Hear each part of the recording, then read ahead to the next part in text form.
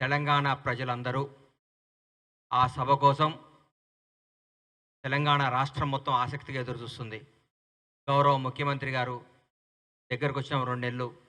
ఈ 2 నెలల్లో ముఖ్యమంత్రి గారు చేసిన అద్భుతమైన పరిపాలన, తెలంగాణ ప్రజల హృదయాలు దోచుకున్న తీరు, తెలంగాణలో ఈ సస్యశ్యామలమైన ఈ పరిపాలనలో అంతా సంతోషంగా ఉన్నారు. అప్పట్లో చరిత్రలో ఉండేది, పాండవులు ఎక్కడుంటే అక్కడ అన్నీ శుభాలే జరుగుతున్నాయి, మంచే జరుగుతుంది, అన్నీ బాగుంటాయనే చిన్నప్పుడు మేము చరిత్రలో చదువుకున్నాం. అది ఈ 60 రోజుల నుంచి జరుగుతుంది. ఇద్దరు కలిస్తే మాట్లాడుకునేది కాంగ్రెస్ పరిపాలన గురించి. ఎక్కడ మాట్లాడిన డిస్కషన్ కాంగ్రెస్ పరిపాలన. అబ్బా, అద్భుతంగా జరుగుతుంది రేవంత్ రెడ్డి గారు మంత్రివర్గం కానీ, రేవంత్ రెడ్డి గారు కానీ, కాంగ్రెస్ పరిపాలన కానీ. భారతదేశ వ్యాప్తంగా ఈరోజు తెలంగాణ రాష్ట్రం గురించి మాట్లాడుకుంటున్నారంటే కాంగ్రెస్ పరిపాలన ఎంత బ్రహ్మాండంగా ఉందో మీరు అర్థం చేసుకోవాలి. గౌరవనీయుల మంత్రులు, మాజీ మంత్రులు కానీ, ముఖ్యమంత్రులు గారు కానీ వాళ్ళు మాట్లాడుతున్న తీరు చూస్తుంటే చాలా బాధగా ఉంది, చాలా దుఃఖమేస్తుంది నాకు. నేను గౌరవ ముఖ్యమంత్రి గారు, పెద్దలు కేసీఆర్ గారు, మీరెవరు ముఖ్యమంత్రి గారిని కలవద్దు అంటున్నారు. వాళ్ళు జనం ఓటేపించి గెలిచిన ఎమ్మెల్యేలు ముఖ్యమంత్రి గారిని ఎవరిని కలుస్తారండి? వాళ్ళ సమస్యలు తీరవద్దా? వాళ్ళ సమస్యలు సాల్వ్ చేసుకోవద్దా? ప్రజలకు వాళ్ళు సేవ చేయొద్దా? వాళ్ళు కలవద్దా? వచ్చి ఓన్లీ తెలంగాణ భవన్లో కూర్చొని మీటింగ్లు చెప్పుకోవాలి, వెళ్ళిపోవాలనా?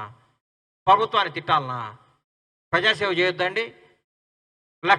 కోట్ల మంది ఆశలతో మీ ఎమ్మెల్యేలు 1,00,000 మంది 2,00,000 మంది ఓటేస్తే గెలిచిన ఎమ్మెల్యేకి వాళ్ళ సమస్యలు తీరువాలా వద్దా?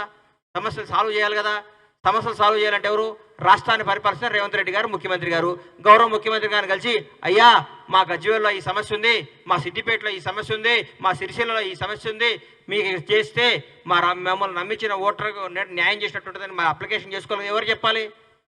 గాలికి వదిలేయాలన్న జనాన్ని? మిమ్మల్ని నమ్మి ఓట్లు వేసిన వాళ్ళని గాలికి వదిలేసి మీరు పట్టించుకోకుండా మీరు ఊరికే రేవంత్ రెడ్డి గారు అది చేయట్లేదు, రేవంత్ రెడ్డి గారు ఇది చేయట్లేదు, కాంగ్రెస్ ప్రభుత్వం ఇది చేయట్లేదు, అనవసరంగా ఎన్నుకున్నారు, తప్పు చేశారు, అది ఇదని మీరు మాట్లాడుకుంటా మీకు ఉష్ణాయసం తప్ప 5 సంవత్సరాల వరకు ఎన్నికలు రావు, ఇబ్బంది లేదు.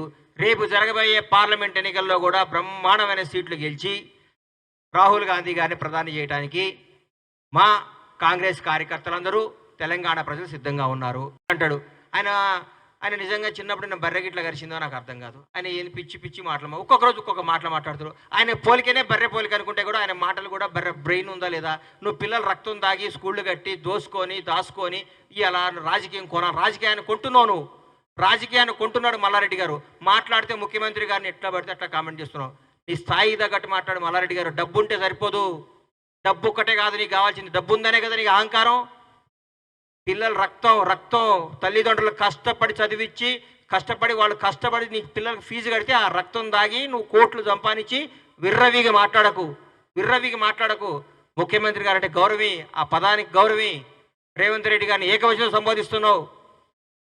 దున్నపోతు నీకే చెప్తున్నా, దున్నపోతు వ్యవహారాలు చేయకు. నువ్వు గోవాలో హోటల్ కాకుండా ఏమైనా చేసుకో, గోవాలో హోటల్ పెట్టుకో, క్యాసినో పెట్టుకో. నీ బతికేది కదా, నీ దొంగ బతుకునేది, దొంగ భూములు లాక్కునే బతుకునేది.